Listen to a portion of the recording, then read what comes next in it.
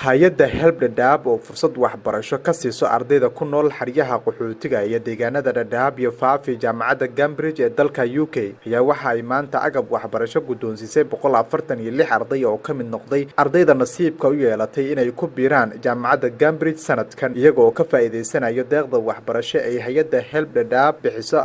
Alxamdulillah magacayga waa Raxma Cabdulla Mugsal.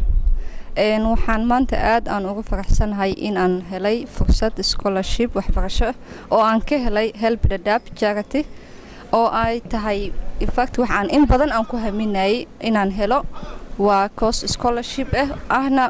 one of my careers yani waxaan jeclaa inaan weligay aan barto taasoo ah human resource management.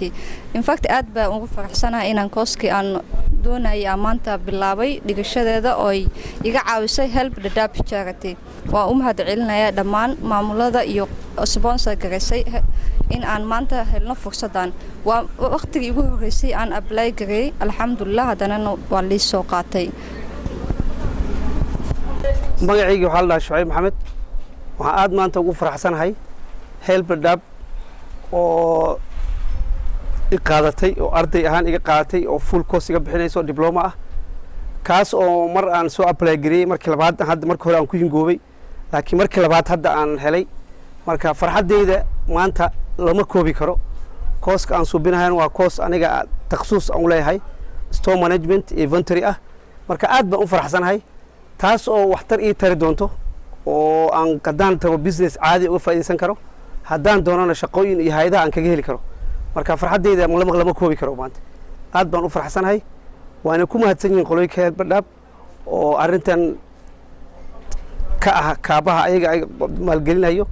oo ayaga soo qaatay marka alxamdulillah aad baan u faraxsanahay. dhanka kale madaxa hay-adda help dhadhaab Cabdi Aadan Khaliif Dhagajoon waxa uu ka mid ahaa dhalinyaradii ku soo waxbaratay xeryaha qaxootiga ee dhadhaab kadibna dib u dejin ka helay dalka Ingiriiska halkaas oo uu ka bilaabay hindisaha dhisidda hay-adda help dhadhaab si uu u caawiyo ardayda qaxootiga ah ee uu kaga tagay xeryaha qaxootiga dhadhaab. Bismillahirrahmanirrahiim magacayga saddexan waxaa la yiraahdaa Cabdi Aadan Khaliif waxaan ahay nin dhalinyaro oo ku barbaaray xerada qaxootiga Xagadheera. waxaan imaaday Xagadheera 1994 qaxootinimada waxaan ka soo bilaabay xerada qaxootiga ee la dhihi jiray Liboyo anigoo niyaro imaaday 1991 waxaan wadanka ka tagay 2011 anigoo fursad dib u dejin ka helay wadanka Ingiriiska anigoo oo aad uga riyaaqay ama u xasuusto noloshii aan soo maray haday noqoto xag waxbarasho iyo xag kalaba ayaa waxa aan niyadeyda gashtay inaan dib u xasuusto dadkii aan ka soo tagay haday noqdaan dhalinyaradii qaxootiga ahayd iyo haday noqdaan dhalinyaradii deegaanka ahaydba waxaan aas-aasay ama sameeyay charity organization oo la yiraahdo help dhadhaab caawi dhadhaab. erayga help waa Ingiriis waa caawi laakiin waa la soo gaabiyay waxaa loo soo gaabiyay health oo caafimaadka education oo waxbarashada livelihood oo aas-aaska nolosha protection ayada oo loogu talagalay dadka curyaanka in guriga loo dhiso intaas ayadoo erayga uu ka kooban yahay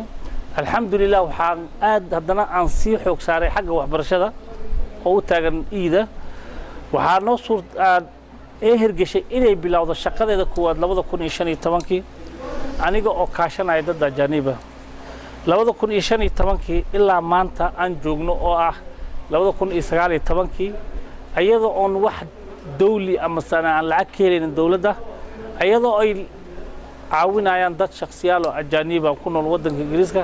ayaa waxa noo suurta gashay inaan caawino hadii maanta lagu talagalo dadkii lagu daray 328 arday. Mr. Cabdi ayaa waxa uu kula dardaarmay ardayda nasiibka u yeelatay sanadkan inay ku biiraan jaamacadda Cambridge ee ay maalgelinayso hay-adda help dhadhaab oo isaga uu mas'uulka ka yahay inay ka faa'iideystaan fursadan waxbarasho ayna soo xaadiraan xilliga imtixaanka uu dhici doono oo ah 18 bisha September ee sanadkan soo aadan 2020. si kastaba ha ahaatee waa markii ugu horeysay ee nin dhalinyaro ah oo ku waxbartay xeryaha qaxootiga dhadhaab oo xog ogaal u ah xaaladda waxbarasho la'aaneed ee ka jirta xeryaha qaxootiga dhadhaab oo ka tagay xeryaha dhadhaab sida Cabdi oo kale dib u soo xasuusta ama wax ugu qabto dhalinyaradii ama dadka qaxootiga ahaa oo uga tagay xeryaha qaxootiga dhadhaab. Cabdi ayaa waxa ay dhalinyarada qaxootiga ah ee ka faa'iideysta barnaamijkan uu soo saaray u arkaan inuu yahay halyay u soo baxay dadka qaxootiga ee ku nool xeryaha dhadhaab. cabdulaahi cumar yarow cabdulaahi baalgoray